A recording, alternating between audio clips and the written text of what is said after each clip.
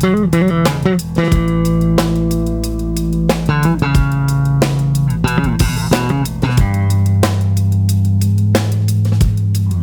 morning and welcome, Essex County College family. This is the Virtual Cafe presented by Student Life and Activities. We hope you and the family are doing well and staying cool during this time. Today's episode number 32 is How to Far Exceed at Essex County College. This is a handcrafted presentation for Essex County College students made by the one and only Dr. Robert Spellman. Doc, how are you doing this morning? Oh, terrific. Of course, there's a lot of pressure going on in the world right now, and all of you students, all faculty, everyone, every family member, every parent, we're going through some difficult, pressuresome days. I've been around a long time, but I've never seen pressure like this. I've never seen threats to people's existence, their livelihood, unemployment. And so we're coming in a context and an environment in which we certainly recognize that all students and all faculty and everyone, we're under this pressure. This pandemic has changed our lives. So we want you to know, and yet we still have to go on. You cannot stop or turn around or give up. Now, more than ever, if anything, you got to put your foot on the gas pedal. And you've got to let yourself see that you're a tremendous person. There are great hidden powers in you.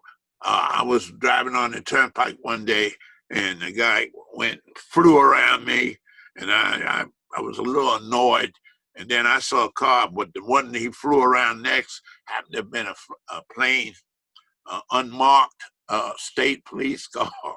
And under that hood was power that the guy didn't know was there. And all of a sudden, the car that was the state police car that was unmarked, he turned on that siren and he took off with power. And so what I'm trying to say, and I'm starting off with, it's under your hood is what counts. You got power under your hood. That when it comes time to use, we need to use it. So students, this morning, we want to approach you as a friend, as a mentor. Mentors, I've been telling you all the way through, we need mentors. We need heroes. Those two form motivation. I think about my mentors and what they taught me. Sometimes it's the coach in basketball, sometimes the football coach, sometimes the track coach, sometimes it's the teacher, sometimes it's your parent, sometimes it's your pastor. But you need mentors and you need inspirations. And as you look at those heroes and look at those mentors and what they've taught you, then they become your inspiration. And you think about them when you run into problems. So without any further delay, this morning we want students to talk about how to far exceed at Essex County College. And Joe, I want to commend your department for partnering with the faculty as we try to reach students during this critical time. This program is a very effective way in which to do it. We don't want to be too long, but we want to hit hard this morning and make an impact on your mind. So I'm going to be asking you some rather poignant questions as we go. How to far exceed at Essex County College? In other words, going beyond the mark, excellence, how to win, how never to give up. And that's so important. Again, how to far exceed at Essex County College. And Essex County College is that opportunity center in the community we can never forget. It was born out of the riots in 1966, where a woman by the name of Mrs. Mary Birch said that college should be in Newark. And here it is, and has serviced thousands, and you will be another part of that group. The greatest opportunity center in this community. It's dedicated to you. Our motto is students first, and a place where you will discover new and exciting things about yourself. What you will learn, everything you will learn, most of your learning will be outside the classroom, but we will teach you those learning how to learn skills, those learning how to expand yourself skills. And then we're an institution after 50 years, we're still accredited, fully accredited, and we have 500,000 graduates who have gone on. So there's no such thing, and I hate to be so crass, but I want to be frank with you. As my grandfather told me, he taught me this, there's no such thing as good luck. Now, him being a pastor, but also I'm a pastor too, and I really believe this. So good luck is no such thing, but there are three things that are most important. It's all good God, whoever you worship, you must have a spiritual attachment, whether you're Islamic or whether you are a Christian or whether you are Jewish or whatever. It's all good God. And then it's hard work. And I know many people who have succeeded in this country. One of the great things about America, we're going through rough times now, but I've been around the world. I've been to Europe. I've been to Africa. I've seen poverty. I've seen where a toilet was just a hole in the ground. And so hard work, people who work, migrant workers, people come in and work in the field, hard work. When you give it hard work and you give it your time, something good is going to come out of it. And last, sound judgment. So there's no such thing as good luck. It's all good God, hard work, sound judgment. And I'm going to talk about that. And what we call the tenacity, meaning that you want to keep going. You won't give up, the tenacity to continue despite any kind of hardships or obstacles you run into. And so you matter. All people matter. But you matter to your family, and you matter to your community, and you matter to us. Remember, you are a leader. Someone said, well, I don't know if I'm a leader. I don't speak. I don't do things. But you'd be surprised, even in your own house, people watch you. Who are those people? And they consider you a leader. People who watch and imitate what you do and how you do it. You're a role model for excellence. And when you do things well, people recognize it. And you become the model for them. And you're an example, big example, of a good decision maker, an achiever, someone who is meticulous. Sometimes people are perfectionists, and you don't have to be a perfectionist to always achieve, but you keep trying to improve. When I was a youngster, someone said, how large is this room? I said, it's about 15 by 18. They said, no, the largest room in the world is the room for improvement. And that's the case. Anything can be improved. So you're a mentor to someone, just like I'm a mentor to you. And these people are looking at you to look and know you and to imitate you.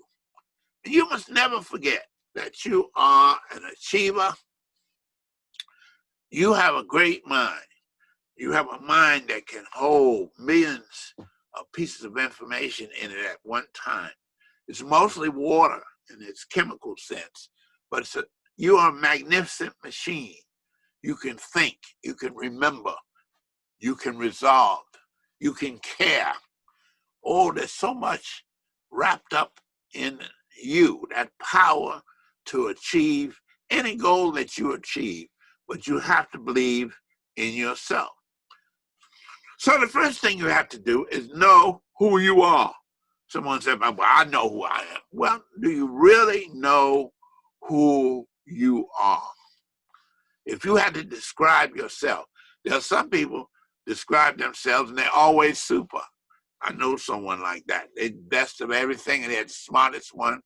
Always what you think is not what really is. It's what other people think of you, but who are you? Who are you? How do you view yourself? How do you view your future? Where do you see yourself 5 years from now? Where do you see yourself 10 years from now or 20 years from now? John Lewis just was funeralized, but he started at 18. He died at 80 last week, but look what he accomplished as a civil rights worker as well as a congressperson. What are your strengths? What are things that you are really strong with? Do you speak well? Do you write well? Do you paint? Do you construct? Do you repair? What are your strengths and what are your weaknesses? And you need to look at yourself in the mirror and be honest with yourself. See, what I'm doing today is, and we have it in psychology, it's called Rogerian psychology, and that is where the counselor, your mentor, becomes a mirror that reflects you back to you. I don't tell you who you are, what have you. I ask you questions which allow you to see yourself and know yourself. Let's try a few of them this morning. You might say, am I a morning person? Well, that's nothing to laugh at. Myself, I'm fresher in the morning than I am at late night. And I've learned in my older age, and when I went to Europe, I used to laugh at it. I was in the army and I was assigned to Italy. They have what you call a siesta hour, and everything stops at 1 o'clock. And then they go back to work. They eat lunch and they call it siesta hour. And they go back to work about 3 and they work till about 7. And then they have dinner. But what I used to laugh. So what are you doing wasting all that time? But when I became an old man, I realized that a nap in the afternoon, if you can fit it in, will enhance you for staying up late at night. But when I was in college, and I'm just giving you my experience, but when I was tired, it was hard to read and study. But what I would do is I would go to sleep, then I would wake up about 4 o'clock in the morning when everything is quiet, have an apple or have something, and then your mind is fresh, your body is fresh. Plus, if you take a shower first, everything is fresh. So are you a morning person? What part of the day is your most productive? What is it? Some people, my father worked at night, but not because he wanted to, but because he made that sacrifice for us so that my mother didn't have to go to work, and she was right there. So here I'm charging you this morning. I'm giving you a charge. What is your philosophy of life? You need to have a philosophy of life. And those you fellas that want to impress young ladies, or you ladies that want to impress someone or someone that's an interviewer, they need to see what are those things, what are those things that are most important to you? What do you like to do? And in many job interviews, they will test you out. Where do you get your news from? Who was the most inspirational person in your life? They will ask you questions like that. So what is your code of ethics? What do you mean, your code of ethics? What is your standard of excellence? I know someone, their whole philosophy of life is to lie their way through. Every day, they don't care. They just lie to get to the next day. Is that part of you? Do you want to live like that? Or do you want to have your own code of ethics? What are your standards of excellence? What do you really call quality? What are those things that you just will not do? You're just not going to do it. It's part of your ethics. You won't have it. And I can talk about drugs. We're going to stay. I remember Nancy Reagan, before your time, she used to say, just say no. But the point is, there's a standard there. There's a standard to your living. And as a student at Essex County College, people will recognize that you're not the same person. Education enhances a person, strengthens a person. And just because you have a diploma isn't really what shows you that you're an educated person. It's your functions that tell everybody else that that person is a sound thinking person. So what are those things that give you rewards or satisfaction or a sense of accomplishment? And we're working on your philosophy of life now. And you should write these things down. You ought to have a book that you put down things you want to do, things you'd like to do, things you'd like to have, your goals. But what are your accomplishments? What did you do? How did you succeed? Did you just go from paycheck to paycheck? And it's an old saying, you can take sour lemons and water, but you have to do something with it and make it into lemonade. Now, everyone should be familiar with books and knowledge that's out there. Right now, students, I'm telling you, we have access to more knowledge than at any time in the history of the world. We have Google. We have other, and I'll go over those again with you because I want you to know them. But there are certain books that I recommend. One is called Positive Thinking, an old book by Dr. Norman Vincent Peale. And he wrote as Positive Thinking. In other words, some people see things, the glass as half full, and other people see it as decreased, so therefore half empty. Well, positive thinkers see it half full, that you keep going and you keep going. Then there's a book written by Michael Corder I recommend to all my students called Success. What are those things or attributes of a successful person? There's a list of people. There's a man by the name of Maxwell talked about those points that make people a leader. There are certain characteristics of a leader. Another book is Power by Michael Corder.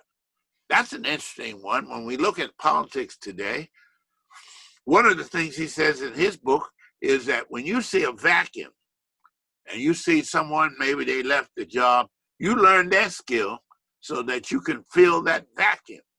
So that's a good book for you to read.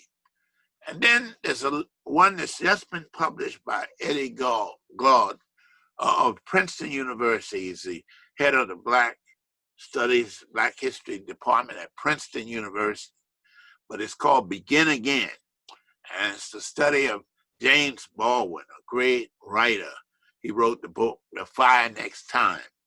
But you should read Begin Again. Not just Black students, but white students. Everyone should read these materials. Another one I recommend to you is Maya Angelou's And Still I Rise.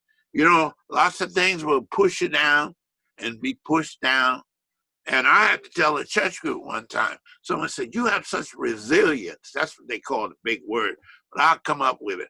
And I'll tell them, I'm like a piece of ivory soap. All kinds of soap that you put in the tub, except ivory, will sink to the bottom if you have Lifebuoy or any other kind. But you put ivory soap, I don't care how many times you push it down, it's coming up again. And that's the way you have to be. And still I rise. I got something in me that I don't care how many times you push me down, I'm coming back somewhere up in that lake.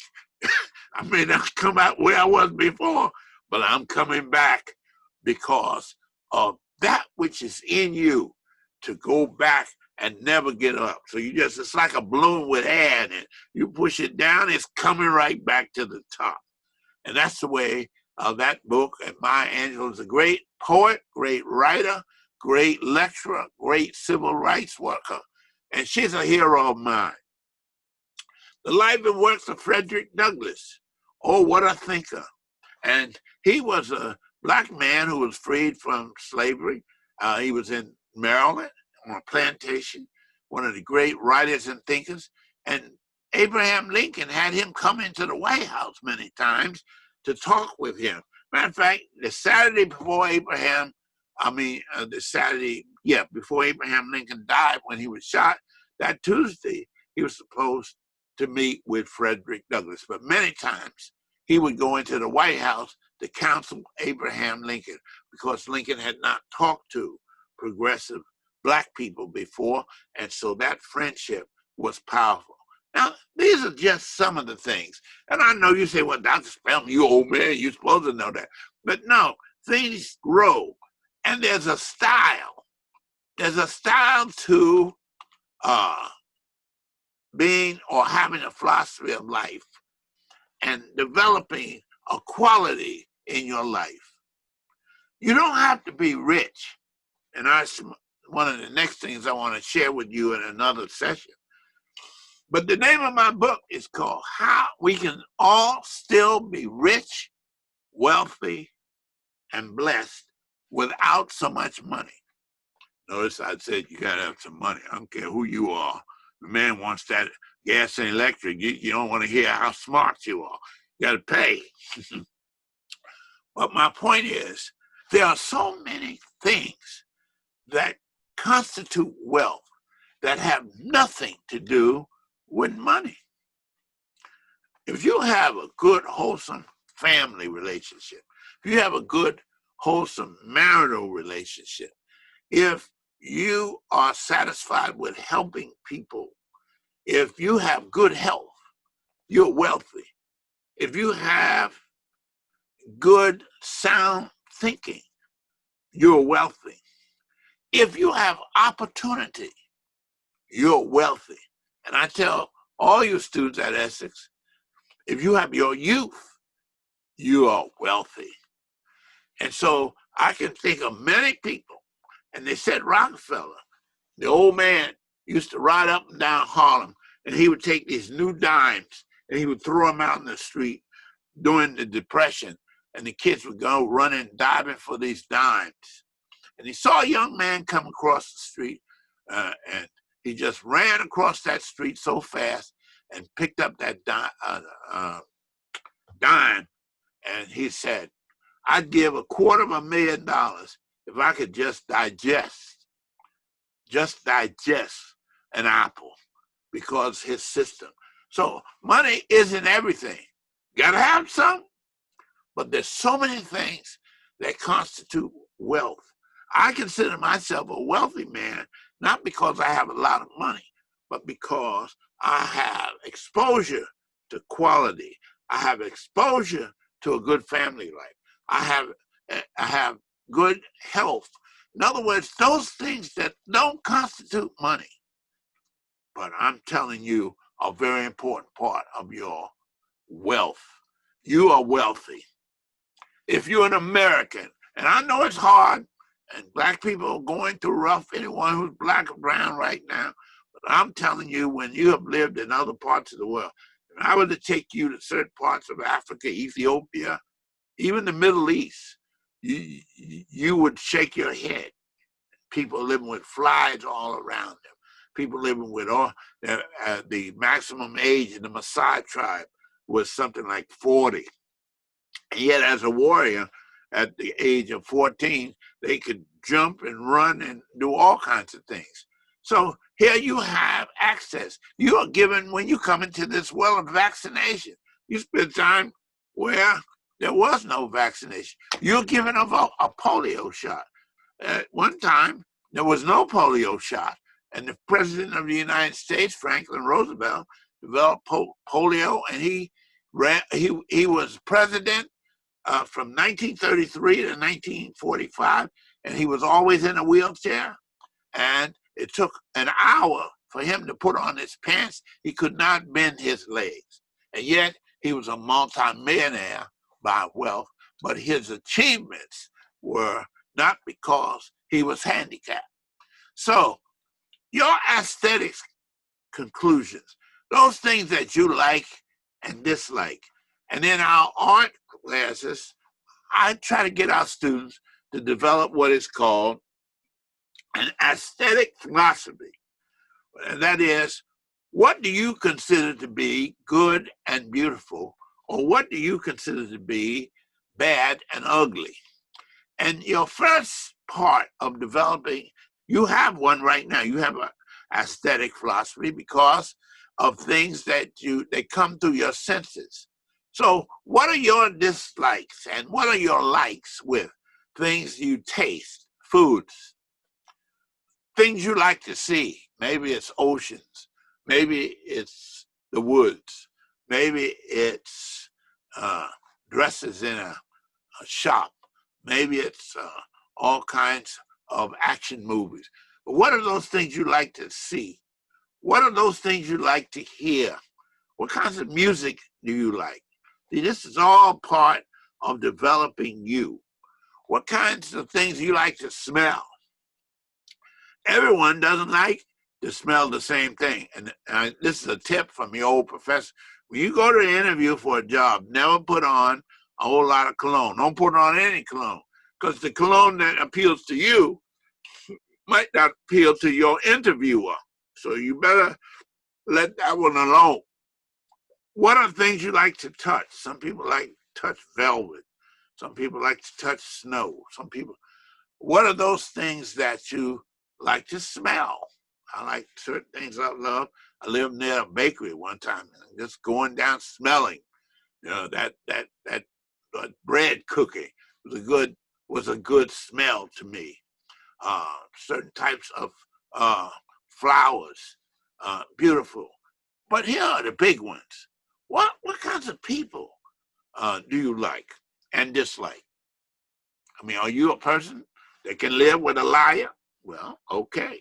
But maybe you don't like liars. Maybe you like, and I have this kind of, I don't want to call it a prejudice, I have a thing that I look for, which is genuineness. Your genuineness. Who are you? When you try to put a costume on or a mask, somebody's going to pick up on it, because you won't always be able to keep the same costume and mask on. So it's better to be and present yourself as you. But what kinds of people do you like? You like affable people? Do you like honest people? Do you like people who are frank with you? Do you like people who flatter you all the time? So you have to make, and I'm asking you these questions so that you reflect back to yourself. What kinds of events do you like?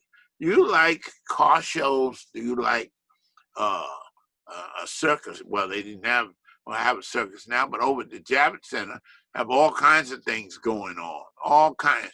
So your aesthetic experience and philosophy comes from your experiences. And what you want to do is you want to keep developing a thirst for learning. You want to be a person that thirsts for learning. One of the things that I enjoy my family life, and I enjoy my library, and I enjoy certain things. I love to paint, I love to write, I love to teach, I love to do many, many things. But the greatest thing is, what can I learn today? And you need to expose yourself to experiences that help you grow and expand. If you go to a Chinese restaurant, every time you like this chicken chow mein and you never order anything different, you'll never expand yourself. You need to order other things so that you become educated as to what you like and what you dislike. So you have to develop a taste for quality. I'm not trying to make you into a bougie person, but I teach my students, for example, about furniture. There's a difference between a good wool suit and a polyester suit. Polyester is synthetic material, and after you clean it 5 times, it looks like a road map. So that's good for growing kids, but that's not good for your wardrobe if you're a business person. Same way with furniture. A lot of furniture is brown and it looks like it's wood, but it's covered with formica. That's not the quality of a good piece of furniture that is solid oak or is made and you can see the wood fabric there, or it has good carving with it, or it has good construction. I used to take students down to, I don't want to mention the name, but there was a furniture store down on Market Street, and I'd take my students in there and I would show them. And man was so excited. Oh, we have so and so. And what I did was I wanted my students to see the worst furniture you can buy. Anytime you open the drawer of a piece of furniture, especially in bedroom furniture, and if you see nails and screws, then you know it's not any good. And then if you take your hand and put underneath where your clothes lie, if it's a very thin, that's poor quality.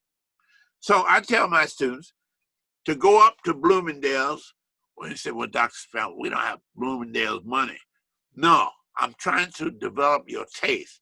So you go to that store, and I won't mention the name because they're out of business now, but the man was so excited and all, and he didn't understand. I wanted my students to see the worst furniture you could buy.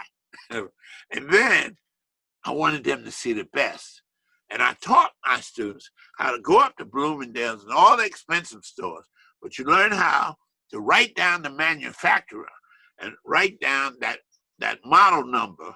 Once you get that, you can come back to 22 or Route 4, and they will order it. Sometimes they don't stock it, but you can order it at sometimes like 40 to 70% of the price that you saw up in Bloomingdale. Remember, the Short Hills Mall, I know someone that has a shop up there, they have to pay $32,000 a month rent. So you know where when you go up to buy something, and the same pair of glasses I can get, for $100, they charge $900, but they have to cover the overhead. So you need to imagine some new things. Don't just say, I'd like to travel. There are a lot of places right around here you can travel. I want to get to that in a minute. But one of my most exciting things, and then I'm going to bring this to a conclusion. We'll go on next week, Joe. You can tell I'm having a good time. But I want you to use your imagination. Just don't see things on television. But also with your computer, you can go anywhere in the world. If you want to go to the Louvre Museum in Paris, you can go and dial up on YouTube, and it will take you all the way through a tour. Now, the Louvre is so large, it takes 7 days to see everything there. It takes 3 days to see everything at the Metropolitan Museum in New York. But you need to become familiar with museums. The Studio Museum in Harlem, African-American artists. You need to see the Newark Museum. You need to see the Turtleback Zoo, which is a learning institution by itself. And you need to see places that are right around this area. There's a book on places to visit within 1 day in New Jersey. And down in going toward 78 and going toward the Pennsylvania line, there's a town there. They have a mill. They have a one-room schoolhouse. They have all kinds of things that you could see from the colonial area. Matter of fact, they have a one-room schoolhouse at the Newark Museum. But one of the great satisfactions I get, again, how to succeed. YouTube is one of the greatest things because it shows you a lot of 7, 10-minute, 15-minute how-tos. You want to learn, and this is how you really improve the quality of your life. You want to learn how to grill the best salmon, or how to grill a steak that is tender, or how to cook or put together certain recipes. It's all in YouTube. And all you have to do is go to that YouTube, and you can see it over and over again. How to stream live broadcasts. How to. So whenever you want to know how to do something, it will always tell you. You go to Amazon, you can get hurt there, but they have just about anything that you see on television. And there's a website you should go to. It's called As Seen on TV. Again, As Seen on TV. Then there's the Javits Center in New York. And you go over there, you have to watch the parking. But to get in, sometimes it's just $10 or $15. But they have the car show every year. They have the boat show every year. They have the computer show every year. They have the interior design show every year. And that's expanding you all at the same time. Museums and galleries, all kinds of things that we want to be able to do. So I'm going to end up with this one. And it is how to develop a system of making a decision. You make many decisions in this life, especially when you get ready to get married. And I'm not going to give you a marriage counselor's advice, but there are certain things you need to look at. And you need to develop a system of thinking that whatever decisions you're going to make, that you have that system. So I research things before. For example, if I get ready to buy a new microwave, I will go to Google, and then you say best microwaves, and it will come up with the 5-star, 4-star rating. You don't buy 2-star. You don't even buy 3-star. You buy 5-star and 4-star. That's that quality. You do your homework. Find out what's the best brand. Then you go and you start making your decision. How to write it out. You got to make a decision. You got to buy a piece of furniture.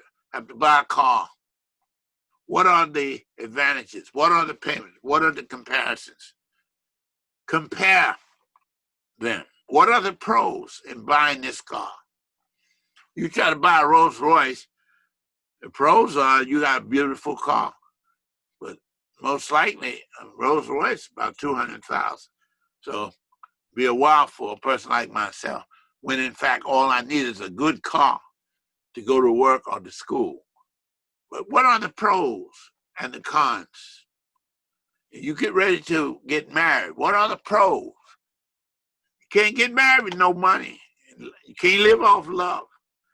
And that's why you're at Essex County College. One of the things we want to give you skills. I want to talk about that next time. Skills. And how many can feel it, students? I have all this bubbling over, but there's a spirit I have, which is one in which I'm trying to share. Anyone that walks around and keeps it all in their head, they're not helping anyone. It's what you share in life with your children. The whole foundation of the African philosophy, you study it, is you have to pass on what you know. They didn't have books, but you had to have an oral, that's the whole Kuta Kinte. They had to tell and trace their ancestry, but it was an oral history, but it was one that had to be known. So what are the cons? What are the things against this? I'm getting ready to make a decision now. What are the possible problems and roadblocks and obstacles? And what are the costs? Time is a cost. Money is a cost. So I've enjoyed this session today.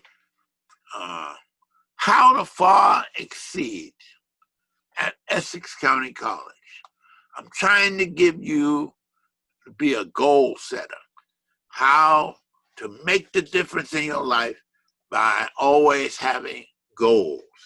And so, Joe, my pleasure again to just pour out my heart in terms of wanting our students to succeed. I guess you could feel it. I want everyone at Essex County College to succeed. I want them, I'm not going to tell you what to do, but I want you to succeed in whatever you decide to do. Joe, you have any comments? Well, thank you, Dr. Spellman. It was an unbelievable presentation. You know, one of the big things that I took away from it is something you had said a little bit earlier in the presentation when you said the largest room in the world is the room for improvement. is so very true.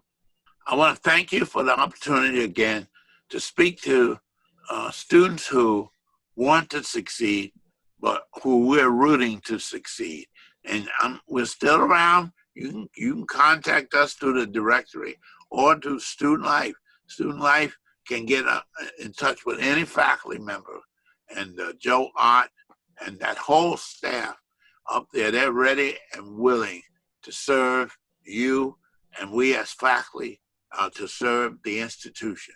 So anytime you need us, you call upon us, and we'll do everything we can to make sure that what you're trying to do, you succeed. So thanks so much, Joe, for another day. Absolutely. And Student Life and Activities cares about students first every single day. The reason we have Dr. Spellman on this show is so we can better serve you, because we don't have a lot of the knowledge and answers that he does, and he has a wealth of knowledge on a variety of topics. And if you need to review this presentation whenever you need motivation to far exceed even your own expectations, please feel free to do so. These episodes are all archived on our YouTube, SLAO Essex. There's at least 9 or 10 presentations from Dr. Spellman up there. They will be there for you forever. Don't be afraid to watch again and remotivate yourself to do what you need to do to far exceed. I want to thank you all for tuning in today to the Virtual Cafe. We hope you and your families are doing well during this time. We hope that you're also staying cool during this time. It is very hot out there. Until the next time, we will see you, and take care. God bless you.